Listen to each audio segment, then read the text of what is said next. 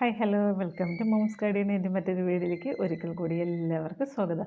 അപ്പോൾ ഇന്ന് ഞാൻ വന്നിരിക്കുന്നതെന്ന് വെച്ചാൽ നമുക്കറിയാവുന്ന കുറച്ച് കാര്യങ്ങൾ എന്ന് വെച്ചാൽ ഈ പക്കങ്ങൾ, ത്രിദോഷങ്ങൾ, ചതുർയുഗം അങ്ങനെയുള്ള കാര്യങ്ങളൊക്കെ ഇല്ലേ. അപ്പോൾ അതൊക്കെ ഇപ്പോഴത്തെ പുതുതലമുറയ്ക്ക് അറിയാവോ ഇല്ലേ എന്നൊന്നും എനിക്കറിയത്തില്ല. എന്നാലും ഞാൻ കുറച്ച് കാര്യങ്ങൾ ഓർത്തിരിക്കാൻ വേണ്ടിയിട്ട് ഇത് നമുക്ക് അത്യാവശ്യമാണ്.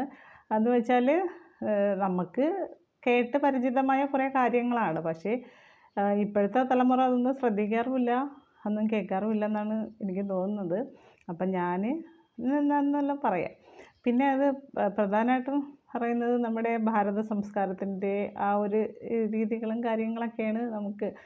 അപ്പോൾ എങ്കിൽ തന്നെയും നമ്മളെ ഏറ്റവും കൂടുതൽ ഭാഗ്യമുള്ളവരാണ് അല്ലേ.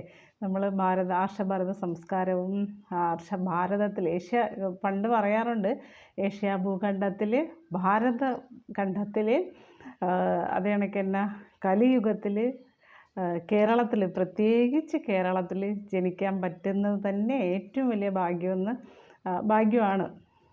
അങ്ങനെ ഭാഗ്യമുള്ളവരാണ് നമ്മൾ ഓരോ മലയാളികളും എന്ന് ഞാൻ വിശ്വസിക്കുന്നു.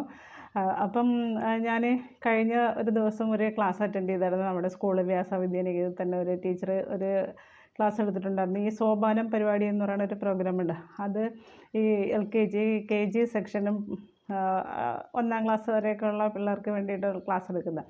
അവിടെ പേരൻസൊക്കെ വന്നിട്ട് അപ്പം ഒരു മാഡം ഇങ്ങനെ പറഞ്ഞിട്ടുണ്ടായിരുന്നു.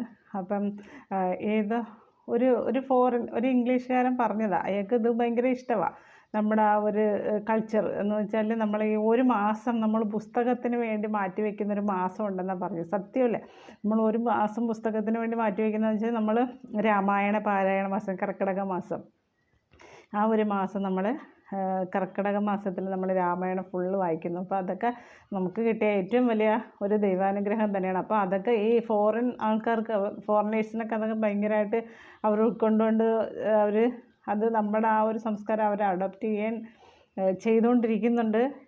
എല്ലാവരും എന്നല്ല, ചിലർ. അപ്പം നമുക്കിപ്പം ഓർത്തിരിക്കേണ്ട കുറച്ച് കാര്യങ്ങളാണ് ഞാൻ പറഞ്ഞു വരുന്നത്. അപ്പോൾ ആദ്യം നമ്മൾ പറയുന്നത് പക്കങ്ങളെന്ന് വെച്ചാൽ പ്രഥമ, ദ്വിതീയ, തൃതീയ, ചതുർത്ഥി, പഞ്ചമി, ഷഷ്ടി, സപ്തമി, അഷ്ടമി, നവമി, ദശമി, ഏകാദശി, ദ്വാദശി, ത്രയോദശി, ചതുർദശി, അങ്ങനെയാണ് നമ്മൾ പറയുന്നത്.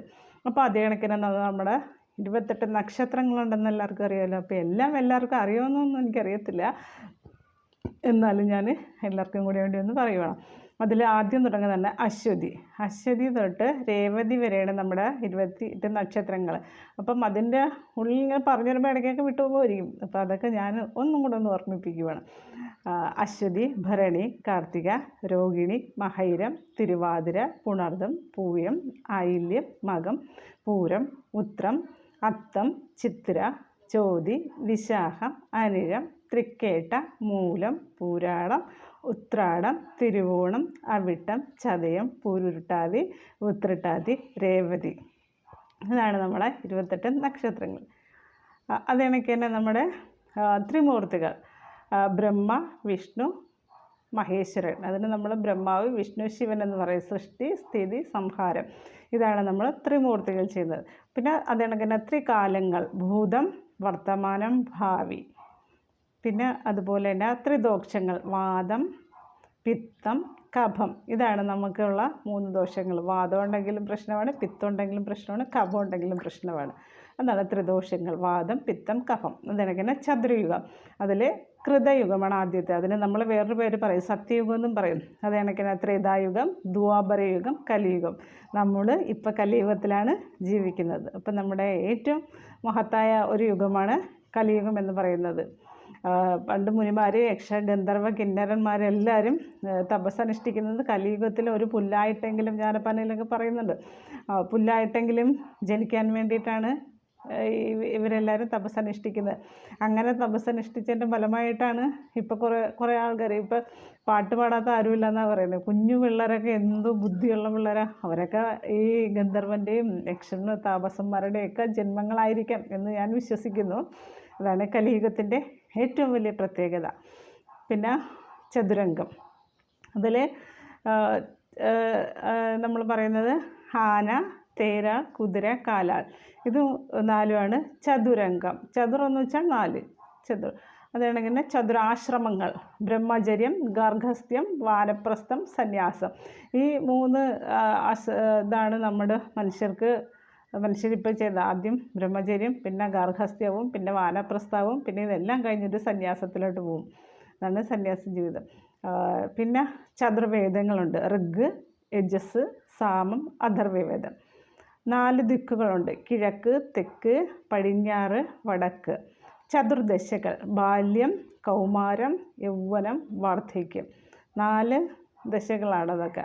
ബാല്യമുണ്ട്, കൗമാരം, യൗവനം, വാർദ്ധക്യം. പിന്നെ ചാതുർവർണ്ണ്യം, ഇതെല്ലാവർക്കും അറിയാവുന്നതാണ്: ബ്രാഹ്മണർ, ക്ഷത്രിയർ, വൈശ്യർ, ശൂദ്രർ. അതെനിക്കന്നെ പഞ്ചപാണ്ഡവന്മാർ: ധർമ്മപുത്രന് വേറൊരു പേരാണ് യുധിഷ്ഠിരൻ. അതെനിക്കന്നെ ഭീമസേനൻ, അർജുനൻ, നകുലൻ, സഹദേവൻ. എല്ലാവർക്കും വേറെ വേറെ പേരുകളുണ്ട്, എങ്കിലും ഞാൻ ധർമ്മപുത്രരെ എടുത്ത് പറഞ്ഞതേ ഉള്ളൂ. യുധിഷ്ഠിരൻ, ധർമ്മപുത്രൻ, ഭീമസേനൻ, വായുപുത്രൻ എന്നൊക്കെ പറയും, ഭീമസേനൻ. അതെനിക്കന്നെ അർജുനൻ, നകുലൻ, പാർത്ഥസാരഥി. അർജുനൻ, പാർത്ഥൻ.